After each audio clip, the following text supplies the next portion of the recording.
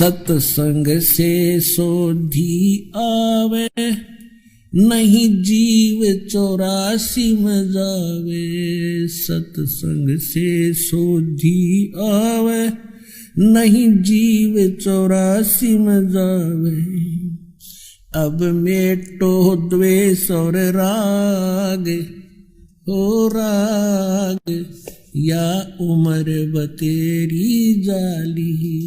अब मेटो द्वेष और राग, हो राग या उम्र बतेरी जाली। कारण क्या था कि ये सभी ब्राह्मण लोग थे। जैसे आदि शंकराचार्य, ये उस समय जन्मे थे जिस समय भारतवर्ष के अंदर बुद्ध धर्म की जो है अत्यधिक प्रचार हो रहा था बुद्ध धर्म का, और बहुत शीघ्रता से फैल रहा था। उस समय आदि शंकराचार्य जी का जन्म हुआ ईसा मसीह जी से 508 वर्ष पूर्व। तो उस आदि शंकराचार्य का उस समय जन्म होना हमारे लिए वरदान सिद्ध हुआ, क्योंकि यदि बुद्ध धर्म भारतवर्ष में फैल जाता तो पूरा भारतवर्ष नास्तिक हो जाता। जैसे बुद्ध धर्म फैला चीन में, आज देख रहे हैं कि चीन में कोई राम नाम परमात्मा को याद करने वाला प्राणी शायद ही कोई हो। इसका कारण क्या रहा कि ये महापुरुष जैसे महात्मा बुद्ध थे, ये पुण्यकर्मी प्राणी थे पूर्व जन्म के, और इनके कुछ संस्कार शेष रह जाते हैं, उनको फिर मानव शरीर में ये यहाँ का भगवान ब्रह्म देता है, और वो सीधे स्वर्ग से आए हुए थे। जिस स्थान से आत्मा आता है, भले ही उसके ऊपर यहाँ आकर के 3 गुणों का प्रभाव तुरंत हो जाता है, फिर भी उसके अंदर एक विशेष कसक परमात्मा की और उस सुख के प्राप्ति की बनी ही रहती है। इस आधार से उसने घर त्याग दिया महात्मा बुद्ध ने, और बिहार के अंदर गया शहर के पास एक वट वृक्ष के नीचे उसने बैठकर परमात्मा पाने की मनमुखी साधनाएं शुरू कर दी। हठ योग, निराहार रहकर बैठ गया। अब उसको प्राप्त कुछ हुआ नहीं, मरने को हो गया, हिला टहला जा नहीं, बोला भी नहीं जा रहा था। तो किसी माई को प्रेरणा हुई, किसी बहन ने उसके मुख पर थोड़ी सी खीर लगाई, धीरे धीरे वो चाटने लगा।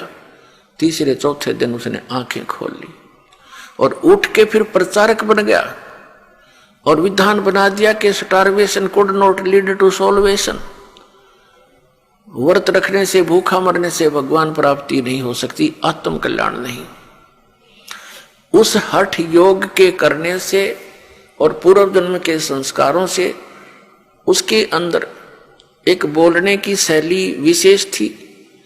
ऐसी वो प्रचार करता था कि जनता उससे प्रभावित होने लगी, और जिस कारण से उसने बहुत से अपने प्रचारक भी बना दिए, और भारतवर्ष में वो शीघ्रता से फैलने लगा, और पूरा चीन उसका अनुयायी बन गया। अब वो नास्तिक क्यों हो गए? उसका कारण ये था कि जो वे ऑफ वर्शिप यानी पूजा का मार्ग, भक्ति की विधि उस महात्मा बुद्ध ने बताई, वो शास्त्रों अनुकूल नहीं थी। श्रीमद् भगवत गीता अध्याय नंबर 16 के श्लोक 23 और 24 में कहा है कि शास्त्र विधि को त्याग कर जो मनमाना आचरण करता है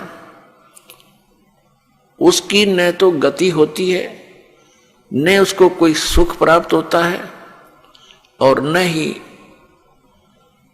उसका कोई सिद्धि प्राप्त होती है, उसकी सिद्धि भी प्राप्त नहीं होती, अर्थात यूजलेस।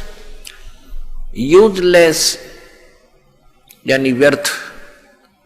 यही कारण रहा महात्मा बुद्ध जी ने अपने मनमाना आचरण, वो पाखंड मत चला दिया। और यही काल चाहता है कि कोई भी पुण्यात्मा उसके फंस जाता है, उसको अपना प्रचारक बना करके उसी की कमाई को, उसी की सिद्धियों को नष्ट करवा देता है और पूरे उनके अनुयायियों को मिसगाइड करवा कर ये निश्चिंत हो जाता है कि ये गए काम तय। और यही क्रिया बनी थी, महावीर जैन ने यही किया था। वो भी पुण्यकर्मी प्राणी थे।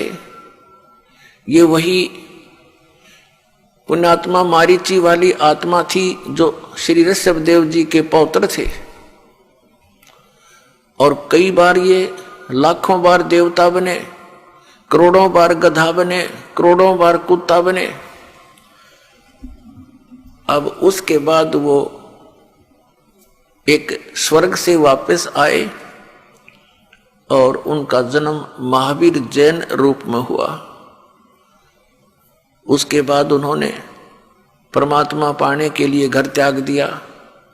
ये मुनिवर्ती बोलते हैं, घर त्याग दे नी वस्त्र हो जा। वो निकला था वैराग कसक में, कोई गुरु उनको मिला नहीं, उन्होंने गुरु धारण नहीं किया, मनमुखी हठ योग किए। उसके बाद स्वयं ही प्रचारक बन गया, 363 पाखंड मत चला दिए। और जिस कारण से आज पूरा जैन धर्म उसी महावीर जैन द्वारा चलाए गए उन पाखंड मतों के आधार से पूजाएं कर रहा है। और कुछ दिनों में ये सब नास्तिक हो जाएंगे, क्योंकि भगवान से मिलने वाली राहत इनको प्राप्त नहीं होती। यही कारण रहा कि पूरा चीन नास्तिक हो गया, क्योंकि उनको भगवान से मिलने वाली वो साधना नहीं प्राप्त हुई जो भगवान से राहत मिले। तो उन्होंने सोच लिया कि भगवान कोई है नहीं, अपनी मेहनत परिश्रम से करो और खाओ। ये तो पशु पक्षी भी कर रहे हैं। अगर इतना ही मनुष्य जीवन इसीलिए सीमित था, अगर यहीं तक परमात्मा ने सीमित करके भेजा होता तो पशु पक्षी भी यही कार्य करते थे। अलग से ये एक सुंदर शरीर देने की क्या आवश्यकता थी? परमात्मा ने अपने जैसा ही रूप आपको प्रदान किया है मनुष्य को। परमात्मा भी मनुष्य जैसा ही है, लेकिन उनका सामर्थ्य, उनके शरीर का तेज, उनकी खूबसूरती हमसे असंख्यों गुना अधिक है। इसलिए वो परमात्मा है, हम आत्मा है, हम जीव हैं, वो परमेश्वर है।